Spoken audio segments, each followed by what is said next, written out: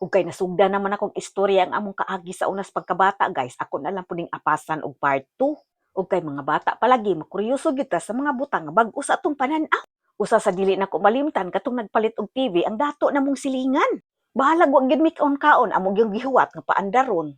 Ug pagpaandar ba lamok lagi among nakita. Kini laging ignorante kay ta kay mga dato lagi maka-afford atong panahona. Nag-agwanta pa gyud miglili sa bintana nga perting taasa. Pero lipay na kay may, oy, bahalag lakra lang tao kay ang antina wa pa maplastada. Di jud ko malimot nga among tan-awong salida ang Analisa ug ang Flor de Luna. Kada gabi gyud to magnayan ang pila ka pamilya kay manan-aw lagi og salida. Di jud ko malimot habwag yung mga silingan atong mga panahona. Ug may gani na lang kay maay ra pug batasan to amohang silingan kay bisan pagtungang gabi imi mamauli na lang gihapon mo pasalida. Kay sila ra man pud ang unang nakapalit og TV atong mga panahona. Ug tungod kay mga bata man mi, aw pasagdan ra mi musud gawa sa ilahang balay nga dako kaayo. Maabot gay gid mis ilang kwarto nya panghuhaon pa namo tong sinsiyo nga ang hitsura lapu-lapu. Ug gitripingan pa gyud namo ang iyang sabong humot nga dako kaayo. Kay sa una lagi ihas lagi kay ng mga sabon humot kang ipasabon natong maligo ta kay kana ra gyud sabong panglaba. Unsa mo poy among nakaon ato guys nga amo man gyud gikalingawan. Hastang ignorantiha gyud ay namo atong panahona. Uy, nanagan dahil mi sapa ug amo gyud gitabangan og sabon. Nanuskig na lang ni among buhok ug namuragis na lang among panit kay pwerte man among panabunjod hantod na hurot. Kay amo mang gitabangan.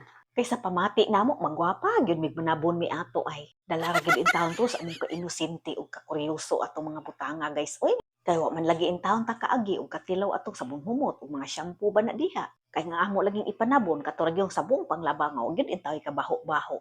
Pastilan mahimuot ko nga magkatawa nga maghuna-huna ko rong panahona. Makakaon man tuod mi pero wala gyud kwarta. Mao jud nihit kay mis mga butang atong mga panahona bisag sabon na lang og shampoo dili gyud mi in taon katilaw. Naaman tuod mi humay guys pero di magpagaling si mama sa makina kay gusto lang niyang lubkon. Pastilan makakaon man tuod ta pero manakit pud atong abaga. Pero bahala wala mi sudan oy basta humay na gani imong kanon ay lami gyapon kaayo. Kay humot man kaayo guys bisag medyo hait-hait kun imong kanon. Labi na jud ting iskoy lang among bawon puston og dahon pastilang humuta sa imong kanon. Mahinumdum ko mangiskoy ra man mi sa una bisag wala mi bawon nga kwarta. Panagsara gyud intawon mi makatilaw kung naa gyud kwartas mga magpap. Maayo na lang og nami tag 20 kustabos ang adlaw usahay 10 tabos ra gyud intaw. Pero ang pan atong panahon na nga 10 tabos perte namang dakuha. Ug naa kay piso na po nakabuok kastilang daghana. Pero ug wala sa bibahon magpuyo ra mi sa room kay unsa may gawason nga wala man mi intay kwarta. Pero wala man jud mi mobatig kaibog ug dili pud ka maong mangayo sa among mga classmate nga kwartahan.